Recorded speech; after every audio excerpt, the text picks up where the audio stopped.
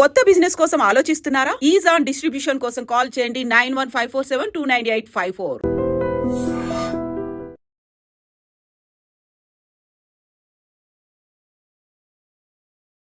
Recent టైమ్స్లో పేగు cancer అనేది కూడా బాగా వింటున్నాము.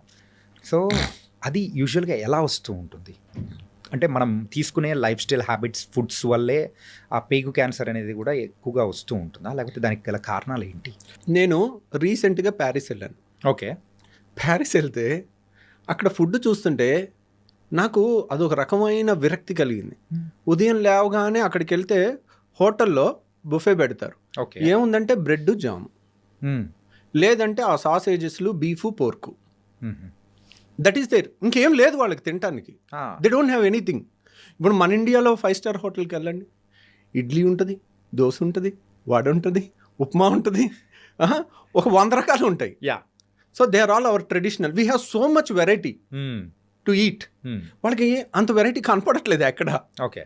తింటే మొత్తం స్టీక్ డైరెక్ట్ రెడ్ మీట్ ఎక్కువ తింటారు. అండ్ ఇది ఇంత మీట్ తిని మనం 4 లెట్టూస్ ఆకులు తింటే హెల్దీ థింగ్ వచ్చేది కదా, రాదు. So we have a wonderful options. మన traditional options are very good, very time tested. That is మీరందరూ ఇప్పుడు మన దగ్గర ఈ మీడియా ద్వారా క్యాన్సర్లు అవి ఎక్కువ వింటున్నాం అని భయపడుతున్నారు. కానీ మీరు నోట్ చేసుకోండి, టెక్స్ట్ బుక్ పేజ్ తీసి నోట్ చేసుకోండి కావాలంటే. Davidson text book of medicine అంటే ఇది ఆల్మోస్ట్ ఎంబీబీఎస్ డాక్టర్స్కి భగవద్గీతతో సమానం. ఓకే. అలాంటి బుక్లో హ్యారిసన్ కానీ డేవిడ్సన్ కానీ సిఎండిటి అనే టెక్స్ట్ బుక్లో కోలన్ క్యాన్సర్ అనే చాప్టర్ ఓపెన్ చేయండి. ఓకే. ఓపెన్ చేస్తే what is the incidence in America అంటే, what is the incidence in India అంటే, ఇండియాలో కన్నా 30 రెట్లు అమెరికాలో క్యాన్సర్ ఎక్కువ. ఓకే. 30 రెట్లు కోలన్ క్యాన్సర్, పెద్ద పేగు క్యాన్సర్. యూనో 50 ఏళ్ళు దాటిన ప్రతి ఒక్కళ్ళు 5 ఏళ్ళకి ఒకసారి కానీ కొలనోస్కోపీ చేయాలి. ఓకే. కొలనోస్కోపీ అంటే ఆల్మోస్ట్ ఇంత పెద్ద పైప్ని మోషన్ ద్వారా నుంచి కంప్లీట్గా వెళ్ళి పెద్ద పేగు అంతా స్టడీ చేస్తారు ఎక్కడన్నా క్యాన్సర్ వస్తుందా అని. Okay. Okay. That is a rule. మీరు అది చేయలేదనుకోండి, యువర్ ఇన్సూరెన్స్ ప్రకారం నువ్వు అది చేయించుకోలేదు, రేపు నీకు క్యాన్సర్ వస్తే నీకు ఇన్సూరెన్స్ కూడా కవర్ అవ్వదు. ఓకే. ఇండియాలో ఆ రూల్ లేదు. ఎందుకని? మీరు ఏ టెక్స్ట్ బుక్ అన్నా చదవండి, కోలన్ క్యాన్సర్ అంటే 5 ఏళ్ళకి 10 ఏళ్ళకి ఒకసారి కొలనోస్కోపీ చేసి స్క్రీనింగ్ చేయాలి. ఇండియాలో అది లేదు. ఎందుకు? 30 times more common in western population. యూరోప్లో, యుఎస్లో దట్ ఈస్ మోర్ కామన్. మన ఇండియాలో ఎందుకు లేదు? మన food habits, we have so much to eat. అన్ని ట్రెడిషనల్, వెజిటేరియను, మంచిగా అన్నము, పప్పు, లేదంటే ఒక కూర, ఒక వెజిటబుల్ కూర, తర్వాత పెరుగు. ఆ ట్రెడిషన్కి మనం అలవాటు పడున్నాం ఎప్పటి నుంచో. ఆ tradition is protecting hour small right, మన ఇంటెస్టైన్స్ని కాపాడి చాలా వరకు క్యాన్సర్ రాకుండా అయి ఉంటుందని నేను అనుకుంటున్నాను. ఎందుకంటే మేమేంటి అనుకుంటున్నాం, అన్ని చదివినా మేము కన్క్లూషన్స్ ఇవ్వము. మోస్ట్ లైక్లీ ఇది కారణం అయి ఉంటుంది అని చెప్పగలుగుతాం. ఓకే. చాలామంది ఏంటంటే నాలెడ్జ్ లేని వాళ్ళు ఇది ఇదే అని కన్క్లూజన్ చేయాలంటే దాని పెద్ద చాలా రీసెర్చ్ ఉండాలి. అంటే సింపుల్ చెప్పాలంటే యు ఆర్ నాట్ పాసింగ్ అనే judgement but most likely this might be the reason. అక్కడికి వెళ్తే అసలు ఏం తినాలో అర్థం కాల. ఆ బ్రెడ్ జామ్ ఎంత చండాలంగా, ఏమని తింటాం రోజు అదేనా, లేదంటే కాన్ఫ్లెక్స్, ఇంకేం తింటాం చెప్పండి మీరు. మనం ఇన్ని రకాల మంచిగా చక్కగా ఒక ఇడ్లీ, ఒక దోశ, ఒక పూరి ఇలాంటి వాటికి అలవాటు పడిన వాళ్ళం అక్కడ వాళ్ళు ఇంక రోజు ఎలా తింటున్నారో నాకు ఆశ్చర్యం వేస్తుంది. సో రోజు అదే తిని వాళ్ళకన్నీ పైల్ సమస్య ఎక్కువ, ఫిషర్ సమస్య ఎక్కువ, కాన్స్టిపేషన్ సమస్య ఎక్కువ, కోలన్ క్యాన్సర్ ఎక్కువ. మన దగ్గర ఇవన్నీ లేవు. మనం ఏం చేస్తున్నాం? మన ఫుడ్ చాలదా అన్నట్టు ఆ పిజ్జా బర్గర్లు వెనకాల పడుతున్నాం. ఏముంది దాంట్లో టేస్ట్? మన ట్రెడిషనల్ ఫుడ్లో లేనంత టేస్ట్ దాంట్లో ఉందా? సో మన దాంట్లో టేస్ట్ ఉంది, దాంట్లో డౌటే లేదు. అది కొంచెం ఒక వేలం వెర్రీలాగా ఉంటుంది. ఎందుకు అన్నారనుకోండి, people ten to get attracted to negative things, destructive things more than good things. Right. And మీరు అంటారు చూడారా పోక్రీ సినిమాలో, ఏదో గాంధీ మీద సినిమా తీస్తే అసలు ఆడదు, అదే కడప కింగ్ 250 సెంటర్స్ 100 days అంటారు కదా. సో అంతే. ఇప్పుడు చూడండి, ఇప్పుడు మీరు మంచి సినిమా చూడండి, చూడరు. ఇప్పుడు పుష్ప 2లో ఒక స్విమ్మింగ్ పూల్లో ఉచ్చబోసే సీను ఒక హీరో చేస్తే దాన్ని మన కిడ్స్ ఏ విధంగా తీసుకుంటారండి? సో అంటే దానికి అన్ని కలెక్షన్స్ ఎలా వస్తున్నాయి? బ్యాడ్ ప్రోడక్ట్ని యూ కెన్ సెల్ ఇట్, అది నీ గొప్పతనం అయి ఉండొచ్చు. దానంతట అది ఒకప్పట్లాగా మీరు పాత సినిమాల్లో ఇప్పుడు జగదేక్ అతిలోక సుందరి సినిమా చూడండి, మీరు 100 సార్లు చూసినా చూడాలనిపిస్తుంది. ఆ శ్రీదేవి యాక్షన్ కానీ చిరంజీవి స్టెప్పులు కానీ. So there is impeccable, that is real టాలెంట్తో వచ్చింది, ఇది మార్కెటింగ్తో వచ్చింది. డిఫరెన్స్ అనేది కూడా ఉంటుంది. ఓకే సార్, యూజువల్గా గ్యాస్ట్రిక్ ఇష్యూస్ ఉన్న వాళ్ళకు హార్ట్ అటాక్స్ అనేది కూడా వచ్చేస్తూ ఉంటాయి అంటారు. మరి ఇందాక మీరు చెప్పిన హార్ట్ బర్న్ అనే ఎక్కువ సిచ్యువేషన్స్ ఉంటారు, లేకపోతే హార్ట్ అటాక్స్ నిజంగా వచ్చే అవకాశాలు ఉంటాయంటారా? గ్యాస్ట్రిక్ రిలేటెడ్గా గ్యాస్ సమస్య ఉన్న వాళ్ళకి హార్ట్ అటాక్ వస్తుందని ఎక్కడ ఏ పుస్తకాల్లో లేదండి. కాకపోతే ఏంటంటే గ్యాస్ సమస్యలు ఉన్న వాళ్ళకి చెప్పాను కదండి, చాలా మందికి ఈ అప్పర్ వాల్వ్ అనేది లూజ్గా ఉంటుంది, వాళ్ళకి హార్ట్ బర్న్ కామన్గా ఉంటుంది, వాళ్ళకి చాలా వరకు హార్ట్ ప్రాబ్లం ఏమో అన్న భయం ఉంటుంది. కానీ యూజువల్గా వాళ్ళకి హార్ట్ అటాక్స్ పెరిగే అవకాశం లేదు. హార్ట్ అటాక్స్ పెరగచ్చు, దేనివల్ల పెరగచ్చు, రోజు బిర్యానీ తింటున్నారు అనుకోండి, దాంట్లో ఆయిల్ ఎక్కువ ఉంటుంది, కొలెస్ట్రాల్స్ ఎక్కువ ఉంటాయి, మనం తినే ఫుడ్ డైలీ అన్హెల్దీ ఫుడ్ తింటున్నాం అనుకోండి, డైలీ మన ట్రెడిషనల్ ఫుడ్ ఏంటి, చక్కగా కూర, పప్పు, పెరుగు ఈ టైప్ తినకుండా, సాంబారు, రసం ఇట్లాంటివి తినకుండా రోజు మనం బిర్యానీలు తింటుంటే that is not our food, that is not healthy food also. వారానికి ఒక రోజు ఈజ్ ఓకే. సో అలా తింటుంటే దానివల్ల హార్ట్ అటాక్ వస్తుంది. దాంట్లో గ్యాస్ వల్ల రాదు, మనం తినే కంటెంట్స్ ఆర్ నాట్ గుడ్, దానివల్ల రావచ్చు. ఓకే, దానివల్ల ఏముంది, మగవాళ్ళకైతే చిరుబొజ్జు వస్తుంది, అందరికి ఇప్పుడు లేడీస్కి అయితే ఫ్యాట్ అంతా సీట్ దగ్గర పేరుకుంటుంది, మగవాళ్ళకి పొట్ట కొండలాగా పెరుగుతుంది. సో ఎప్పుడైతే పొట్ట దగ్గర ఫ్యాట్ పెరుగుతుందో వాళ్ళకి హార్ట్ అటాక్స్ ఎక్కువ వచ్చే అవకాశం. ప్రపంచం అంతటా మగవాళ్ళు ఆడవాళ్ళ కన్నా 2 ఏళ్ళు తక్కువ బతుకుతారు.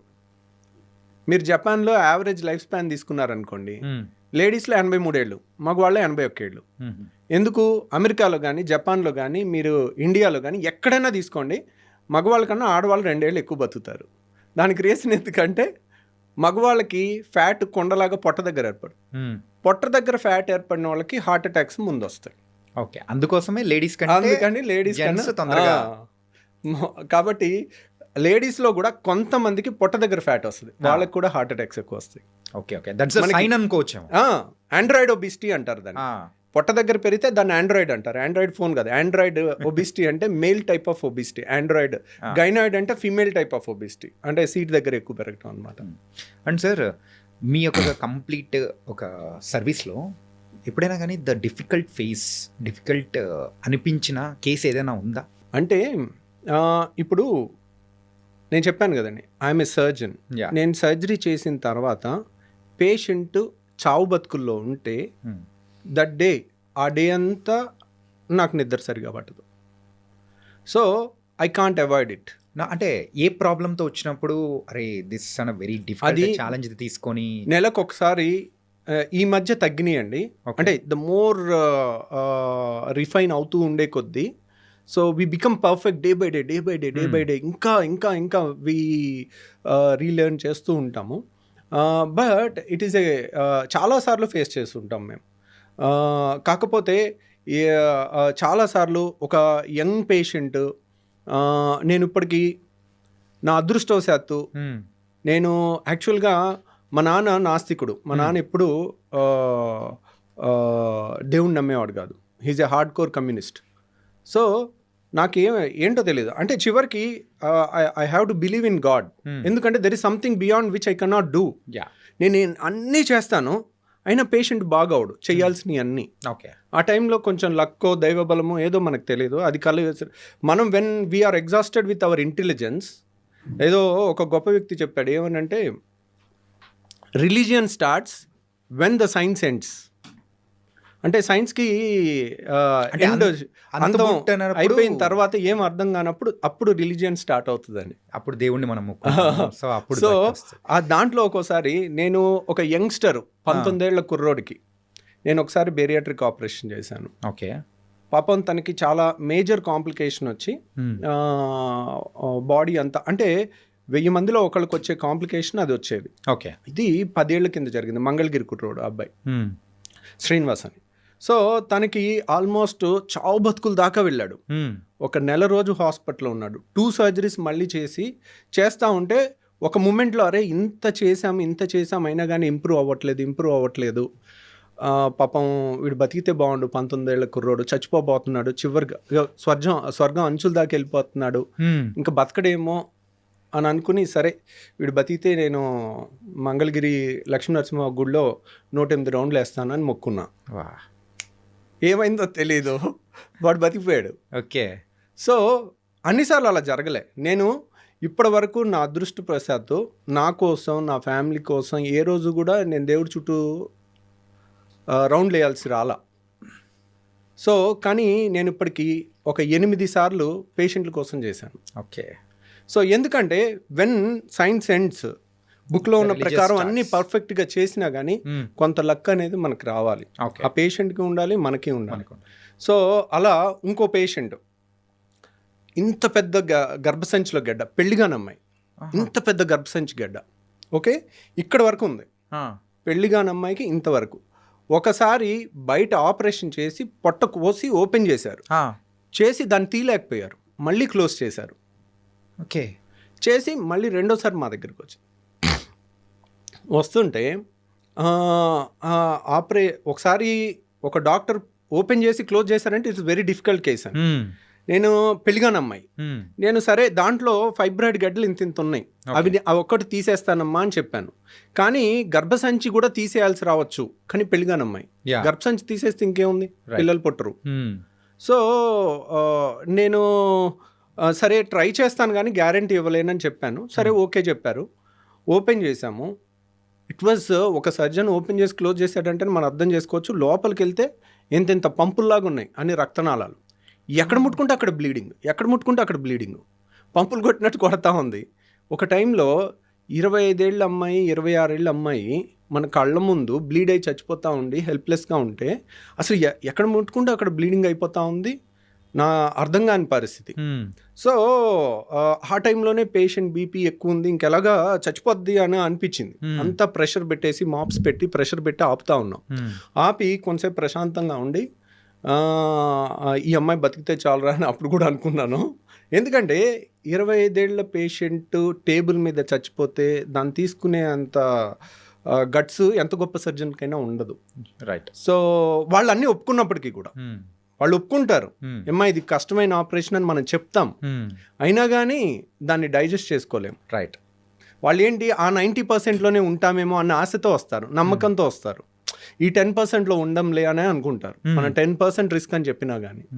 సో ఆ పేషెంట్ లక్కీగా కొంచెంసేపు ప్రశాంతంగా ఉండి బీపీ కొంచెం ఎక్కువ ఉన్న దాన్ని డౌన్ చేస్తే, డౌన్ చేసిన తర్వాత రక్తస్రావం కూడా కొంచెం తగ్గుద్ది. ఓకే.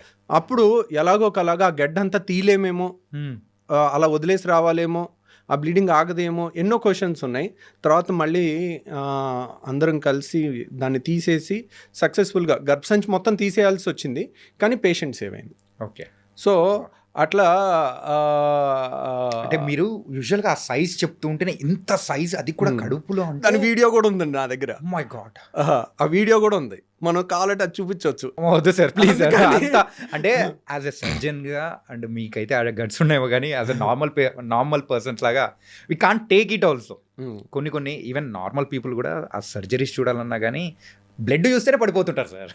ఇంకా సర్జరీస్లో మీరు చూపించారంటే లిటరల్లీ అంతే, నేను కూడా అయిపోతున్నామో సార్. అంటే అన్నిసార్లు అలా ఉండదండి. సర్జరీ లైక్ మంచి సర్జన్ ఆపరేట్ చేస్తుంటే ఇట్స్ లైక్ మంచి మ్యూజిక్ వింటున్నట్టు ఉంటుంది. అలా నేను గాల్ బ్లాడర్ ఆపరేషన్ 5 నిమిషాల్లో చేసిన వీడియో ఒకటి లైవ్ పెట్టాను మన ఛానల్లో, దాంట్లో చూడండి. ఆపరేషన్ అంటే ఇలా ఉంటుంది, ఏదో వీడియో గేమ్ ఆడుకున్నట్టుందే, చుక్క బ్లడ్ లేదు, అసలు ఇంత అద్భుతమైన ప్రపంచం ఇంత మంచి కెమెరాలో మన బాడీలో ఉందా, ఇంత రక్తనాళాలు ఇంత సన్నవి కూడా కనపడతాయా అనే ఎక్సైటింగ్గా ఉండే ఒక కోణం చూస్తారు. అది చాలాసార్లు అలాగే ఉంటుంది. కానీ సర్జరీ ఈజ్ అన్ఎక్స్పెక్టెడ్, ఎప్పుడు ఏమి ఎలా జరుగుతుంది అనేది, ఎలా వచ్చి పడుతుంది అనే దానికి మనం ప్రిపేర్ అయ్యి ఉండాలి. సో అది మీరు కావాలంటే ఆ వీడియో చూడండి. నేను అపెండిక్స్ ఆపరేషన్ పెట్టాను, గర్భసంచి ఆపరేషన్ పెట్టాను, గాల్ బ్లాడర్ ఆపరేషన్ పెట్టాను. ఇవన్నీ కూడా 5 నుంచి 10-15 నిమిషాల్లో అయిపోయి చుక్క బ్లడ్ లేకుండా నీట్గా ఉన్నది, బ్యాక్గ్రౌండ్ వాయిస్తో చెప్పాను. అది చూడొచ్చు. బ్లీడింగ్ అయ్యేవి అవి మీరు చూడలేరు. అదే మెయిన్గా అది లేకపోతే చాలు సార్. అమ్మా సార్, అండ్ ఈ పాడ్కాస్ట్ ద్వారా సార్ విజువల్గా అయితే ప్రజలకు మనము అంటే వాళ్ళు ఎడ్యుకేట్ అయ్యేటట్టు యూజువల్గా గట్ హెల్త్ గురించి కానీ, సో మీలాంటి పర్సన్స్ చెప్తే ఇంకా బాగుంటుందని చెప్పేసి కేమ్ హియర్. అంటే మీరు రావడంతో వీఆర్ వెరీ హ్యాపీ. అండ్ కొన్ని మెయిన్గా గట్ హెల్త్ బాగుండడానికి ఎలాంటి జాగ్రత్తలు తీసుకుంటే ఉంటుందో అనేది కూడా చెప్పారు. సో ఫైనల్ క్వశ్చన్ ఇస్, యూజువల్గా ఫుడ్ అనేది కూడా ఉంటుంది సార్. మార్నింగ్ అయితే హెవీగా, అంటే మార్నింగ్ రాజులా తీసుకోమంటారు, మధ్యాహ్నం అయితే మనిషిలా తీసుకుంటారు, రాత్రి అయితే అడుక్కునే వాళ్ళ తీసుకోమని ఇట్లా చెప్తూ ఉంటారు. సో ఇది ఎంతవరకు ఫాలో అవ్వచ్చు అంటారు? అంటే దట్స్ వన్ వే ట్రూ అండి. ఎందుకంటే ఉదయం లేసామనుకోండి, ఉదయం లేచిన కాడ నుంచి మనం ఒక 12 గంటలో 10 గంటలో వర్క్ చేస్తాం, రైట్. సో మన కండరాలకి అన్నిటికీ కూడా ఎనర్జీ కావాలి. కాబట్టి మార్నింగ్ తిన్నా కానీ మనం చేసే పనితో అది అరిగిపోతుంది. సో మనం మధ్యాహ్నం కూడా తీసుకోవచ్చు. నైట్ ఏంటంటే తిన్న వెంటనే మనం పెద్ద పని చేసేది, నైట్ అంతా పడుకునేది ఉంటుంది. సో పడుకునే టైంలో మనకు అంత ఎనర్జీ ఏం అవసరం ఉండదు. సో మనం ఉదయం తిన్నామంటే అది డే అంతా ఖర్చు అయిపోయే అవకాశం ఎక్కువ ఉంటుంది. రాత్రి తిన్నది, ఇప్పుడు ఉదయం ఒక బిర్యానీ తినటం వేరు, రాత్రి బిర్యానీ తినటం వేరు. ఉదయం బిర్యానీ తింటే సాయంత్రం వరకు మనం చేసే పనిలో దాంట్లోంచి వచ్చిన క్యాలరీస్ అప్పటికప్పుడు ఖర్చు అయిపోవచ్చు. అదే రాత్రికి వెళ్ళి పడుకుంటాం, తిన్న తర్వాత ఆ తిన్న అన్ని బ్లడ్లోకి అన్ని ట్రైగ్లిజరైడ్స్, ఫ్యాటీ యాసిడ్స్ అన్నీ వెళ్తాయి. అవన్నీ ఎక్కడ వెళ్ళాలి? ఎక్కడికో వెళ్ళి డిపాజిట్ అవ్వాలి. అవన్నీ రెసిస్టెంట్ ఏరియాలోకి వెళ్తుంటాయి, నడుము దగ్గర, ఎక్కడ కరగటానికి వీల్లేని చోటకంతా ఒక ఫ్యాట్ తయారైపోతూ ఉంటుంది. అందరికి ఎంత ఫిట్గా ఉన్న వాళ్ళకైనా చిన్న నడుము దగ్గర కానీ రెసిస్టెంట్ ఫ్యాట్ కొద్దిగా ఉంటుంది వాళ్ళు చేసే. ఎందుకంటే గుడ్ ఫుడ్ని రెసిస్ట్ చేయటం it's not easy thing for any ఎంత మెచ్యూర్డ్ పర్సన్ కన్నా. So and gall bladder stones అనేది కూడా రీసెంట్ టైమ్స్లో బాగా వింటున్నాను సార్. అంటే ఇప్పుడు కిడ్నీలో స్టోన్స్ వచ్చాయంటే అది త్రూ మన యూరిన్ ద్వారా కూడా వచ్చేసి బయటికి కొట్టేస్తుంది. అది రాలేని సందర్భాల్లో ఏమంటారు, మనకు త్రూ ట్రీట్మెంట్ ద్వారా తీస్తారు. ఈ గాల్ బ్లాడర్ స్టోన్స్ అనేది వెళ్ళిపోతే ఆ గాల్ బ్లాడర్లో పడిపోతాయి అని కూడా విన్నాను. సో దాన్ని తీయాలంటే ఆపరేషన్ తప్ప వేరే ఆప్షన్ అనేది లేదా కరిగించడానికి కానీ ఏదైనా? అంటే గాల్ బ్లాడర్లో స్టోన్స్ అనేది కిడ్నీలో స్టోన్స్ వేరు, గాల్ బ్లాడర్లో స్టోన్స్ వేరు. రెండింటికి వ్యత్యాసం చెప్తాను. కిడ్నీలో స్టోన్స్ అనేది లెస్ దాన్ 1 సెంటీమీటర్ ఉంటే 99% లెస్ దాన్ 1 సెంటీమీటర్ ఉంటాయి. అవన్నీ కూడా వాటర్ ఎక్కువ తాగుతుంటే దానంతట అవే పడిపోయే అవకాశం ఉంటుంది. గాల్ బ్లాడర్లో స్టోను బయటికి పడేవి చాలా తక్కువ అన్నమాట, అవి అలాగే ఉంటాయి. కాకపోతే గాల్ బ్లాడర్లో స్టోను అంత డేంజరస్ ఏం కాదు. అంటే నొప్పి లేదు. చాలా మందికి ఒక స్టోను 1 సెంటీమీటర్ స్టోన్ తయారవ్వాలనుకోండి, అది కనీసం 5 ఏళ్ళ నుంచి 10 ఏళ్ళు పట్టుద్ది. ఎందుకంటే ఒక ఇసుక రేణువులాగా తయారవుతుంది. దాని మీద ఒక పొర ఏర్పడుద్ది, దాని మీద ఇంకో పొర ఏర్పడుద్ది, దాని మీద ఇంకో పొర ఏర్పడుద్ది. సో అలా పొరలుగా 1 సెంటీమీటర్ స్టోన్ తయారవ్వాలంటే it takes 5 to 10 years. Okay. So చాలా మందికి స్కానింగ్ చేస్తే రాయి కనపడుద్ది, కానీ వాళ్ళకి కంప్లైంట్ ఉండదు. సో అనవసరంగా స్కానింగ్ చేయబట్టి వాళ్ళకి గుండెలో రైళ్లు పరిగెట్టడం మొదలవుతుంది. వాళ్ళకేంటి, రొటీన్ చెకప్ చేస్తాం, వాళ్ళకి స్కాన్ చేయకపోతే తెలీదు, హ్యాపీగా ఉంటారు. చేసిన కాడ నుంచి అదో గిలి, అమ్మో నాకు రాయింది, ఇప్పుడు ఇదేమవుద్దో అన్న టెన్షన్తో ఉంటారు. సో వాళ్ళు ఒక డాక్టర్ దగ్గరికి వెళ్తే ఆపరేషన్ చెప్పారు, నేను ఎక్కడో హోమియో వాడుతున్నాను, హాయిగా 4 ఏళ్ళ నుంచి ఉన్నాను అంటారు. అంటే 4 ఏళ్ళ నుంచి కూడా, ఇప్పుడు మనం స్కాన్ చేయకముందే 4-5 ఏళ్ళ నుంచి ఉంది అది. అది మెల్లమెల్లగా పెరుగుతుంది, ఇంకో 5 ఏళ్ళు కూడా అలా పెరగవచ్చు కంప్లైంట్ లేకుండా. సో కాకపోతే దే మే గివ్, ఓకే నేను ఇది ఆయుర్వేదిక్ వాడాను, హోమియో వాడాను, దానివల్ల నాకు 5 ఏళ్ళు తగ్గిపోయింది అనుకుంటా. తగ్గిపోలా, అది మీకు ప్లసిబో ఎఫెక్ట్ ఇస్తుంది. సో దానివల్ల తగ్గలేదు. ప్రాబ్లం ఏంటంటే చాలామంది రాయి ఉండి 10 ఏళ్ళు నొప్పి లేని వాళ్ళని చూసుంటారు. ఓకే. రాయి ఉండి రాయి ఇరుక్కుని జాండీస్ వచ్చిన వాళ్ళని మీరు చూడరు. ఆ స్టేజ్లో రాయి ఇరుక్కుని కొలాంజైటిస్ అని ఒళ్ళంతా భయంకరమైన వణుకుతో కొలాంజైటిస్ అని ఫీవర్ వస్తుంది, హై గ్రేడ్ ఫీవర్, జాండీస్ వస్తుంది. ఓకే. ఆ టైము 24 గంటల నుంచి 48 గంటల్లో మనం ఆ స్టోన్ని అడ్డు తీసి స్టెంట్ అయిపోతే ప్రాణహాని ఉంటుంది. అది లేట్ అయి చచ్చిపోయిన వాళ్ళని కూడా మేము చూస్తాం. ఓకే. సో ఇమీడియట్ రియాక్ట్ అవ్వాలి 24 hours to 48 hours. సో అది జాండీస్ వచ్చినప్పుడు, అందరికీ జాండీస్ వస్తుందని నేను చెప్పట్లా. ఈ రోజు రాయి బయటపడింది, ఈ రోజే జాండీస్ వచ్చేది 5 ఏళ్లలో రావచ్చు, 3 ఏళ్లలో రావచ్చు, 6 నెలల్లో రావచ్చు, వీ కెనాట్ సే. సో నేను అనేది ఏంటంటే, మీకు రాయి ఉంది, be bold, be strong, no pain, no surgery, text book line చెప్తున్నాను. గాల్ బ్లాడర్లో స్టోన్ ఉంది, నో పెయిన్ నో సర్జరీ. దాంట్లో రూల్ ఏం లేదు, రూల్ నెవర్ చేంజెస్. ధైర్యంగా మీరు ఉండండి, అదేం అవ్వదు. కానీ నేను చెప్పేది ఏంటంటే రియల్గా నొప్పి వచ్చినప్పుడు కూడా నొప్పి టాబ్లెట్ వేసుకుని దాన్ని ఆపి మళ్ళీ నాకు నొప్పి లేదని అనొద్దు. ఒక్కసారి నొప్పి వచ్చినా that is a dangerous stone. Okay, ఈ రోజు ఇరుక్కుని నొప్పి వస్తుంది. గాల్ బ్లాడర్ ఫండస్ అంటారు, వెడల్పుగా ఉంటుంది. నెక్ అంటారు, నెక్ సన్నగా ఉంటుంది. అది బయటకు వచ్చే ద్వారంలో ఇరుక్కుంది అనుకోండి, అప్పుడు మనకి నొప్పి వస్తుంది. అది ఇరుక్కుని మళ్ళీ వెనక్కి వచ్చేస్తే నొప్పి ఉండదు. రైట్. మళ్ళీ ఒక నెలకి ఇరుకోవచ్చు, 6 నెలలకి ఇరుకోవచ్చు. ఇరుక్కున్నప్పుడు మాత్రం భయంకరమైన పెయిన్ పరుగులు తీపిస్తుంది. అందుకేనా మీరు స్టంట్ అనేది కూడా వేయాలి అనేది? అంటే అది జాండీస్ ఉన్నప్పుడు, దాంట్లో జాండీస్ ఉన్నప్పుడు, జాండీస్ లేకుండా కూడా నొప్పి రావచ్చు. ఓకే. సో దాంట్లో ఏంటంటే నేను అనేది ఏంటంటే గాల్ బ్లాడర్ స్టోన్ వల్ల ప్రాణం పోయిన వాళ్ళని మేము చూసాం, మీరెవరు చూడలేదు. Okay okay. సో ఇప్పుడు పోక్రీ సినిమాలు అంటారు చూడండి, రెస్పాన్సిబిలిటీ తీసుకునే ఏకైక డిపార్ట్మెంట్ పోలీస్ డిపార్ట్మెంట్ అంటారు కదా. సో అందరూ నువ్వు వాళ్ళని పట్టుకోలేదు వీళ్ళని పట్టుకోలేదు అని అంటం తేలిక. ఓకే, ఎవడో ఎక్కడో 4 గదుల మధ్యలో ఒకళ్ళు మర్డర్ చేసి వెళ్ళిపోతే పోలీస్ డిపార్ట్మెంట్ ఇది చేయలేదు అది చేయలేదు అని ప్రతి ఒక్కళ్ళు మాట్లాడటం తేలిక. దాన్ని వెళ్ళి వాళ్ళు లేరు అక్కడ, వాళ్ళు లేనప్పుడు జరిగింది. క్రిమినల్స్ అన్ని పోలీసులు ఉన్నప్పుడు చూసి చేయరు కదా, వాళ్ళు వెళ్ళి చేయాల్సిన వాళ్ళ రెస్పాన్సిబిలిటీ తీసుకొని ఫైనల్గా వాళ్ళే చేసేది. రైట్. సో ఇక్కడ కూడా సమస్య వచ్చినప్పుడు, ప్రాణం మీదకి వచ్చినప్పుడు అప్పుడు వెళ్ళండి వేరే చోటుకి, అప్పుడు ఉండండి ధైర్యంగా, వేరే ఆల్టర్నేట్ మెడిసిన్ వాడి. ప్రాణం మీదకి వచ్చినప్పుడు ఎక్కడికి వస్తారు? సైన్స్ దగ్గరికి వస్తారు. ఆపరేషన్ చేసి తీయాల్సి వచ్చినప్పుడు ఎక్కడికి వస్తారు? సైన్స్ దగ్గరికి వస్తారు. కానీ ఒక ఆపరేషన్ పొరపాటున ఎవరన్నా చెప్తే మేబీ 2 types ఆఫ్ డాక్టర్స్ ఉండొచ్చు. అనవసరంగా చాలామంది సర్జరీ చేయాలమ్మా అని చెప్తారు. ఎందుకు రీజన్ చెప్పరు. ఎందుకు రీజన్ చెప్తే పేషెంట్ ఓహో ఇది కదండి చేస్తాం. చాలామంది కొంతమంది డాక్టర్లు ఏంటంటే ఈరోజు రాయి ఉంది, ఈరోజు చెప్పేయాలి, వీళ్ళు చెప్పకపోతే ఇంకో చోటుకి వెళ్ళి ఇంకో దగ్గర చేయించేసుకుంటారేమో, మళ్ళీ మన దగ్గరికి రారేమో అన్న ఇన్సెక్యూరిటీ ఉంటుంది. అది ఉండకూడదు.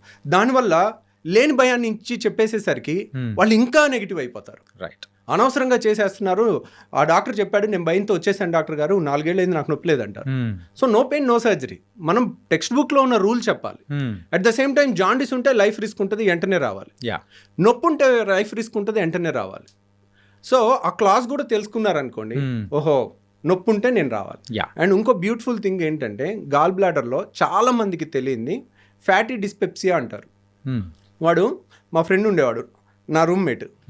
6 ఏళ్ళు MBBS ఒకే రూము అలా ఉండేవాళ్ళం. వాడు మొన్న మా ఫ్రెండ్స్ US నుంచి వస్తే అందరం కలిసి వాళ్ళు బిర్యానీ తిన్నారు హైదరాబాద్లో. ఓకే. తింటుంటే వీడు ఏంటోరా బిర్యానీ తినలేకపోయాడు, ఈరోజు బిర్యానీ తినాలంటే ఇబ్బంది పడుతున్నాడు అని మిగిలిన ఫ్రెండ్స్ నాకు చెప్పారు. సో అప్పుడు అలగలే మాకు. తర్వాత 3 నెలల తర్వాత ఎప్పుడు ఆయిల్ ఫుడ్ తిన్న ప్రతిసారి కడుపులో ఇబ్బంది అవుతుంది వాళ్ళకి. దాన్ని ఫ్యాటీ డిస్పెప్సియా అంటారు. ఫ్యాటీ ఫుడ్ తీసుకుంటే వాళ్ళకి గాల్ బ్లాడర్ మూసుకుంటే ఆ స్టోన్ వచ్చి నెక్లో ఇరుక్కుని నొప్పి వస్తుంది. ఆయిలీ ఫుడ్ తినలేరు వాళ్ళు. గాల్ బ్లాడర్లో స్టోన్స్ ఉన్న వాళ్ళకి బెస్ట్ టెస్ట్ ఏంటి, ఆపరేషన్ చెయ్యాలా వద్దా స్కానింగ్ కాదు, బెస్ట్ టెస్ట్ వారానికి 1 రోజు మంచిగా దట్టంగా నూనె ఉన్న ఫుడ్ 2 ముద్దలు తినండి చాలు. వాళ్ళకి కడుపులో ఏదో ఇబ్బంది అనిపిస్తుంది. ఇప్పుడు అందరూ లొట్టలు వేసుకుని తింటారుగా, బిర్యానీలో ఇంత గ్రేవీ వేసుకుని, లేదంటే పైన చేపల పులుసు పైన ఆయిల్ తేలుతా 2 గంటలు వేసుకుని లొట్టలు వేసుకుని తినాలి కదా అందరూ. వాళ్ళు తినలేరు. వాళ్ళు నేను గాల్ బ్లాడర్ స్టోన్ వాళ్ళకి ఈ ఒక్క టెస్ట్ చేసుకోండి, మీరు కనుక ఇది పాస్ అయితే మీకు ఆపరేషన్ అవసరం లేదు. ఓకే. మీరు ఇది ఫెయిల్ అయితే వెంటనే రావాలి. అప్పుడు కూడా అమ్మో నా గాల్ బ్లాడర్ నేను పారిపోతా అనొద్దు. మనం బోల్డ్గా ఉండాలి. ఆపరేషన్ అవసరం లేకుండా చేయటం ఎంత తప్పో, బాగా అవసరం ఉన్నప్పుడు చేయించుకోవటం కూడా ఇంకా డేంజరస్. ఓకే. సో నేనేంటి సింపుల్గా టెక్స్ట్ బుక్లో లైన్ చెప్పేస్తున్నాను. ఫ్యాటీ డిస్పెప్సియా ఉంటే ఈరోజు టైం బాంబ్ లాంటిది, ఈరోజు మీకు నొప్పి ఉండకపోవచ్చు, వచ్చి తగ్గిపో ఉండొచ్చు. లేదంటే ఆయిల్ ఫుడ్ తింటేనే నాకు వస్తుంది డాక్టర్ గారు, నేను డైట్తో తెలివిగా తప్పించేసుకుంటున్నాను సంవత్సరం నుంచి. అది తెలివితో తప్పించుకోవడం గొప్ప విషయం కాదు. అదేంటి, అది ఇండికేషన్, అది వార్నింగ్ ఇస్తుంది. అప్పుడు మనం వార్నింగ్ ఇచ్చిన తెలివైన వాళ్ళు ఏంటి, వార్నింగ్ పట్టుకోవాలి. ఎందుకు మీరు ఆ తెలివైన వాళ్ళు ఇప్పుడు వాళ్ళకి హాలిడేస్ ఉండొచ్చు, దసరా హాలిడేస్, సంక్రాంతి హాలిడేస్, లేదా వీకెండ్ హాలిడేను, 1 డే 5 నిమిషాలు ఆపరేషన్. ఎర్లీ స్టేజ్లో వస్తే 5 నిమిషాలు అయిపోద్ది. ఓకే. అదే బాగా నొప్పి వచ్చి మందులు వాడి మళ్ళీ తగ్గించుకుని ఒక 6 నెలలు సంవత్సరం పోస్ట్పోన్ చేయొచ్చు. ఏ గాల్ బ్లాడర్ స్టోన్స్ నన్ను మనం పోస్ట్పోన్ చేయొచ్చు సర్జరీని. నొప్పి వచ్చిన తర్వాత కూడా చేయొచ్చు. But that's not. ఎందుకు అలా పోస్ట్పోన్ చేసి నొప్పి వచ్చినప్పుడల్లా నొప్పి మెడిసిన్ ఇచ్చి యాంటీబయాటిక్స్ ఇచ్చి దాన్ని తగ్గించి సంవత్సరం తర్వాత ఆపరేషన్ చేసేటప్పుడు నేను కావాలంటే ఆ వీడియో చూపిస్తాను. 5 నిమిషాల్లో అయిపోయిన ఆపరేషను, గంటన్నర పట్టే ఆపరేషను. సో ఎక్కడికక్కడ ముద్దలాగా అయిపోయి ఇప్పుడు మీకు ఇక్కడ ఒక కత్తితో కట్ చేసి కుట్టేయటం చాలా తేలిక. Fine cut, clear cut edges కనపడతాయి. అదే బైక్ మీద నుంచి కింద పడిపోయి మొహానికి ఏదన్నా రాయో ఏదో గుద్దుకుని మొహం ఇంత ఉబ్బిపోయి కళ్ళు కూడా కనపడవు, కళ్ళు ఓపెన్ అవ్వవు, ఈ అన్నీ ఉబ్బిపోయి ఉంటుంది. అలా దెబ్బ తగిలినప్పుడు కానీ చీమ్ పట్టినప్పుడు కానీ చీమగడ్డ ఉబ్బుద్దా, ఎర్రగా అయిపోద్దా, అలా ఉంటుంది గాల్ బ్లాడర్. ఓకే, అలాంటి దానికి ఆపరేషన్ చేయాలంటే మీకు ఈ ఫైన్ కట్కి చేసిన దానికి ఉబ్బిపోయి మొత్తం ట్రామా అయ్యి మొత్తం వంకాయ బజ్జీ లాగా అయిపోయిన దాని మీద ఆపరేషన్ చేయడానికి చాలా తేడా ఉంటుంది. Right got it. సో వాళ్ళు అది చూడరు. మేము చేస్తుంటాం, చేసేటప్పుడు తిట్టుకుంటూ ఉంటాం. వీళ్ళు ఏంటి ఇంత ఎన్నిసార్లు చెప్పినా ముందు వచ్చే హాయిగా ఉండేది కదా, వాళ్ళకే రిస్క్ కదా. ఇప్పుడు యంగ్స్టర్స్ మీ ఏజ్ వాళ్ళు అనుకోండి, నేను 2 గంటలు చేసినా తట్టుకుంటారు. అదే 60 ఏళ్ళ వాళ్ళకి హార్ట్ ప్రాబ్లమ్స్ అన్నీ వచ్చే వయసు. మీ వయసుకి మీకు రిజర్వ్ కెపాసిటీస్ ఎక్కువ ఉంటాయి. అదే 60 ఏళ్ల వయసు వాళ్ళు 2 గంటలు ఆపరేషన్ చేసేటప్పుడు ఏదన్నా హార్ట్ బీట్ అప్ డౌన్ అయ్యి ప్రాణాలకి రిస్క్ ఉంటుంది. అంత రిస్క్ ఏముంది, 5 నిమిషాలు దానికి భయపడితే. మీరు కావాలంటే భయపడేది ఉంటే నాది 5 నిమిషాల వీడియో చూడండి, లైవ్ వీడియో. 5 నిమిషాల్లో నేను ఫినిష్ చేసేసింది. సో 5 నిమిషాలు అయిపోయి 3 గంటల్లో లేచి నడిచి మరుసటి రోజు వెళ్ళిపోతే వై నాట్? అంతే కదా. సో అర్లీగా మనం చేసుకుంటే కూల్ అయిపోతుంది అన్నమాట. ఇంకొక పైత్యం ఉంది. ఇప్పుడు మొన్న ఒక కప్పులు లండన్ నుంచి వచ్చి చైనా వెళ్ళి గాల్ బ్లాడర్లో స్టోన్కి ప్రపంచం మొత్తం గాల్ బ్లాడర్ తీసేస్తున్నారు. నేను చైనా వెళ్ళి ఎక్కడ లేని టెక్నాలజీ రాయి ఒక్కటి తీయించుకొచ్చాను, గాల్ బ్లాడర్ తీయించుకురాలేదు.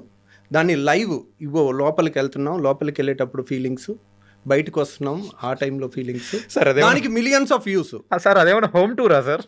సో ఆపరేషన్ కానీ యునో ఆ ఒక్క వీడియో చూసి వచ్చి మమ్మల్ని, ఏం డాక్టర్ గారు ఈ టెక్నాలజీ మీకు రాలేదా? సో ఫస్ట్ ఆఫ్ ఆల్ మనం చేస్తుందే తప్పు. ఓకే, సో ఇప్పుడు అది రాలేదా? అది కదండి, గాల్ బ్లాడర్ తీసిన వాళ్ళు గాల్ బ్లాడర్లో స్టోన్ తీయలేరా? సో గాల్ బ్లాడర్లో స్టోన్ తీయటం అది పెద్ద గొప్ప విషయం కాదు, కానీ that is not right thing to do it. ఏ టెక్స్ట్ బుక్లో గాల్ బ్లాడర్లో స్టోన్ తీయమని లేదు. సో కాబట్టి నేను అలాంటివి సరే తీసామని అనుకోండి, రేపొద్దున్న ఈరోజు ఒక స్టోన్ తీసాం, గాల్ బ్లాడర్లో స్టోన్ వచ్చిందంటే ఏంటి, దానికి స్టోన్ వచ్చే తత్వం ఉన్నట్టు. ఇప్పుడు ఒక ఆపరేషన్ చేసి తీస్తాం, 5 ఏళ్ళు ఆగి మళ్ళీ స్టోన్ వస్తుంది, మళ్ళీ ఆపరేషన్ చేయించుకున్న అదే రిస్క్గా. యాక్చువల్గా ఆపరేషన్లో రిస్క్ గాల్ బ్లాడర్లో లేదు, గాల్ బ్లాడర్ తీసే దాంట్లో లేదు, అది 5 నిమిషాల ఆపరేషన్. రిస్క్ ఎక్కడుంది? మత్తు, వీటన్నిటిలో కూడా రిస్క్ అనేది కూడా ఉంది, రిస్క్ ఉంటుంది. సో ప్రతిసారి ఆపరేషన్ చేయించుకోవటం అనేది it's not a good thing. కానీ ఇప్పుడే చెప్తున్నా, సైన్స్ ప్రకారం ఒక 100 ఏళ్ల రీసెర్చ్కి ఎగెన్స్ట్కి వెళ్ళాలని అనుకోవటం అన్నిసార్లు ఉత్తమం కాదు. దాంట్లో ఒకసారి నువ్వు బయటపడవచ్చు. 1 వేలో ఎదురెళ్ళకూడదు అన్నారు, ట్రాఫిక్ లేదు, నేను 1 వేలో ఎదురెళ్ళాను, 60 స్పీడ్తో వెళ్ళొచ్చాను, నేను గొప్ప అనుకోవటం కాదు. That is wrong thing. Right. మీకు కావాలనుకోండి, మీకు ఆ రాయి ఒక్కటే తీయాలనుకుంటే అది నేను తీసి పెడతాను, కానీ నేను చెప్పటం నా duty. This is not the right thing అండి అని. సో ఇన్స్పైట్ ఆఫ్ దట్ వాళ్ళు అడిగారు అనుకోండి, సో ఓకే చేసి పెడదాం, ఏముంది దాంట్లో. ఇప్పుడు కానీ మళ్ళీ వచ్చే అవకాశాలు అనేది కూడా మళ్ళీ వచ్చే అవకాశం ఉంటుంది, రిస్క్ కూడా ఎక్కువ ఉంటుంది. ఎందుకంటే గాల్ బ్లాడర్ గోడ అనేది పేపర్ కన్నా పలుచుకుంటుంది. ఓకే, సో గాల్ బ్లాడర్లో స్టోన్ వస్తే గాల్ బ్లాడర్ మొత్తం తీసేస్తాం, అది స్టాండర్డ్ టెక్స్ట్ బుక్ ట్రీట్మెంట్. కిడ్నీలో స్టోన్ వస్తే కిడ్నీ తీసేస్తారు ఎవరైనా? తీయరు కదా. మరి కిడ్నీ ఎందుకు తీయట్లేదు ఏ డాక్టరు? స్టోన్ ఒకటి, కిడ్నీ ముఖ్యమైన అవయవం కాబట్టి. సో 600 అయినా రాయ తీస్తాం. సో గాల్ బ్లాడర్ వాలే పల్చగా ఉంటుంది పేపర్ అంతా, దాన్ని కట్ చేసి దాన్ని కుట్టిన తర్వాత ఒక్కోసారి అక్కడ నుంచి పసర్ లీక్ అయింది అనుకోండి, సెప్టిక్ అయి ప్రాణహాని కూడా ఉంటుంది. సో అది రాకుండా కూడా జాగ్రత్త తీసుకుని చెయ్యొచ్చు. కానీ గాల్ బ్లాడర్ ఆపరేషన్ ఉదయం చేస్తే సాయంత్రం ఇంటికి పంపించేస్తాం. అలా చేసిన వాళ్ళకి ఒక ట్యూబ్ పెట్టాలి. సో వాళ్ళకి ఇంకా కంబర్సమ్ ఉంటుంది, అది వాళ్ళకి తెలియదు కదా. కాకపోతే వాళ్ళకేంటి, వాళ్ళకి ఒకే ఎమోషన్, నా అవయవం తీయలేదు అనే ఎమోషన్ ఉంటుంది. కానీ అది అన్నిసార్లు అదేం పెద్ద ఇంపార్టెంట్గా అవయవం కాదు. కానీ కొంతమంది అడిగారు అనుకోండి, that is not a conventional treatment, మీకు అది కావాలంటే అది చేస్తాం. యా, సో అది చేయలేని వాళ్ళు ఇండియాలో లేకపోవటం అనేదే లేదు. It's depends on the persons. కానీ పేషెంట్ ఖర్చు ఇప్పటికీ చెప్తున్నాను వినండి, మీకు ఎవరికన్నా ఓన్లీ రాయి తీయాలన్నా కానీ we don't recommend it, but that's not a great thing to achieve. అది ఎక్కడా లేని ట్రీట్మెంట్ ఓన్లీ చైనాలో ఉందని అనుకోవటం తప్పు. ఓకే, మీకు కావాలంటే ఆ వీడియో నేను కూడా చేసి పెట్టి పంపిస్తాను. It was very nice talking to you sir. Really bold అయిన విషయాలు అనేది కూడా తెలుసుకున్నాను. కాకపోతే మీతో మాట్లాడుతూ ఉంటే ఇంకా సరిపోలేదు, ఇన్కంప్లీట్ అన్నట్టు కూడా అర్థమవుతుంది.